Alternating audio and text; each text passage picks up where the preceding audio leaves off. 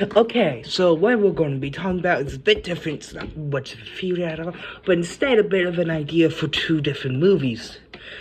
These, the first, all stemming from the movie's documentary called "Dragons: A Fantasy Made Real." The, yes, indeed, this is true.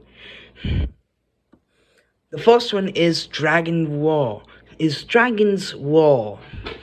This one focuses on the intelligent life forms, aka in this way, the humans. Men who basically go over and over. So are just, well, who basically are in conflict between their cultures. One side sees the dragons as creatures that are vile, evil monstrosities, sees that must be destroyed, or at least hunted. And the other one just basically is they're animals. Well, so why should we hunt them? Then besides, could they actually be protecting us from something? And that side's right on, could they be protecting us from something? As pretty much trolls are in it. Or trolls, and sometimes they're named goblins. Yeah. Trolls slash goblins. Are in it. So yeah, mostly follows the story of a World War III fighter, the person who based someone's like the movie Monster Hunter, but instead of the unique pew pew normal thing, instead it's has dragons and a medieval looking knight armor, and even some Vikings, kings that try to protect the dragons. Yeah. One side's different from the other. The one that says dragons are basically evil will have less paying attention to things, allowing for the World War III fighter though to easily see what their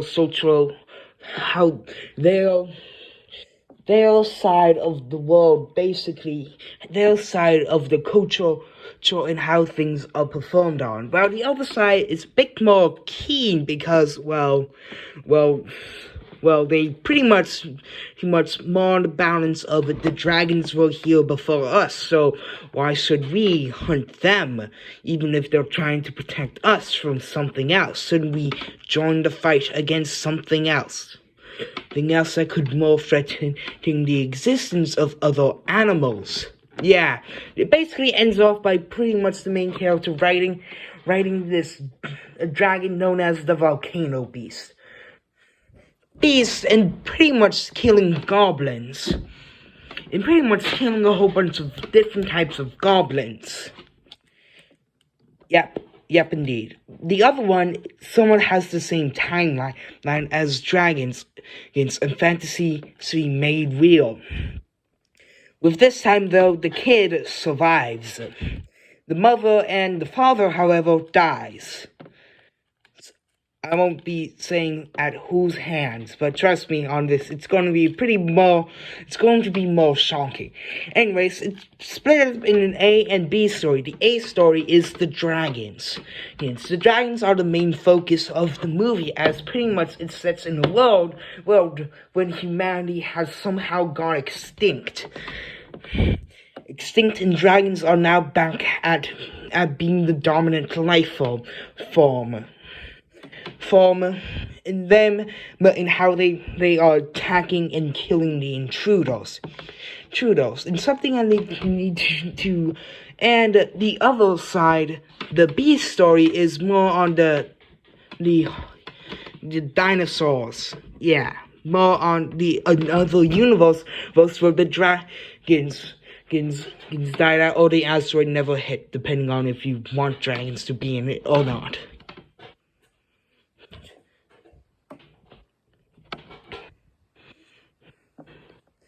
In it or not, anyways. Anyways, and they become the apex animal, well, in that world, and tries to invade this world, which pretty much gets invaded by aliens, by other creatures, and they always have failed because of the dragon, which actually grows crystals on it. Even from hatching, it grows crystals. Oh yeah, there's only one dragon, the dragon, in whole existence, since it's basically immortal. So I'm sorry to say this, but it's an immortal dragon. Again, okay. Yeah. Okay, let me tell you something. This dragon has seen some things, including the last human being killed here. Okay, seen some has seen a lot of things, and pretty much is in a way the hive mind of the dragons. It's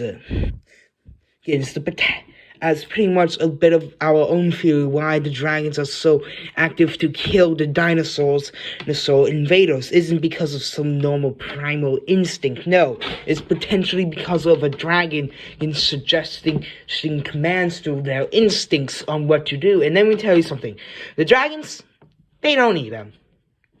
The dragons don't eat the bodies. Instead, they let the bodies drop down to the ground. If hungry dragons attack them, then the hungry dragons get to eat the bodies. Okay.